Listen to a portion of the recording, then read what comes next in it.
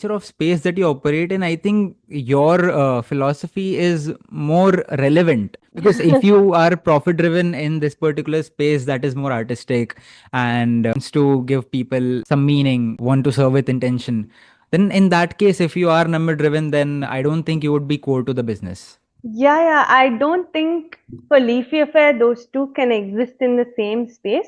But having said that, I'm proud to say even though we're like a handmade jewelry brand and with so much art and intention, we operate at a certain scale which is not like a small artist or like a hobbyist brand. That makes me happy to say that we do operate at a certain scale, but I'm not looking to like, madly scale. But also, there's this one difference that I see after Shark Tank, or in fact, even before that, after COVID, I would say.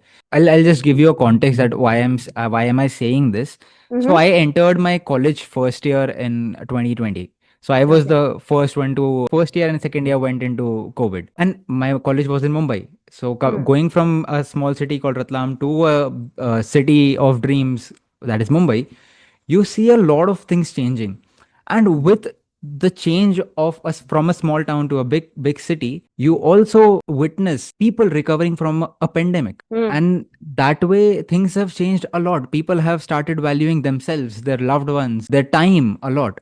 Hmm. So you would see travel has increased a lot. Tourism as an industry is booming. With this, I've also seen gifting as a segment booming a lot, Hmm. because I was a part of that economy or not, and then I became a part of it later. But this Hmm. is what I feel, that Valentine's Day, anniversaries, gender neutral gifting, corporate gifting, all of this has panned out into a much layered version to themselves. You're somewhere sitting in that place, right? You're somewhere Yeah. selling your products there. What is your go-to market whenever you launch a new SKU? Do you think of it as a good gift, or do you think of it as a good product for someone who is buying it for themselves? Ah, How do you see it? that's actually a tricky thing even when I'm like making, designing something and I'm writing a copy for like what it means and everything. So how you write it really affects how someone's buying it, right? Because when you say it's for a gift for this kind of a person, like narrow it down so much, then even if someone Mhm. wants to buy it for themselves, they'll like think, okay, but this is for that person. Like, let me see what is there for myself.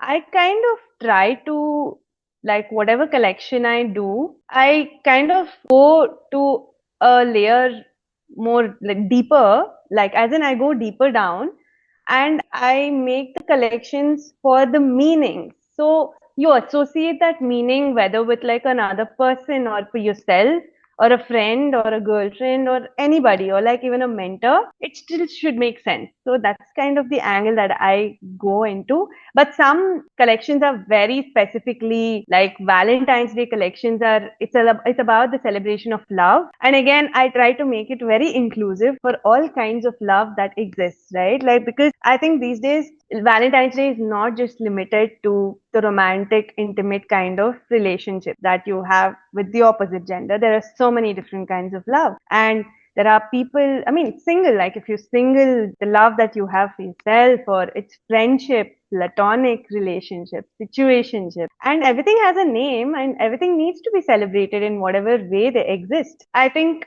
I keep it very occasion specific also, and I kind of elaborate it for the different phases of life or things that people are feeling or what do they want this piece to make them feel themselves or others so that it helps them gift or wear it for themselves. Well, again, if we talk about gifting as a category, quick commerce has entered or is Yeah, playing a big role here, because most yeah. of the gifts that I these days give are from quick commerce. I just order it right before going to the event and then just hand over the gift that I bought for them. So, Hmm. do you see that as a good channel that you would like to enter from the perspective of distribution? To be very honest, I would, but there are, as a bootstrapped brand and as a brand which is not operating in like a really large scale, there are a lot of challenges operationally. Their cash flows, like the returns and exchanges, or how many days later that money comes in, all of that just never made sense for a brand like Leafy Affair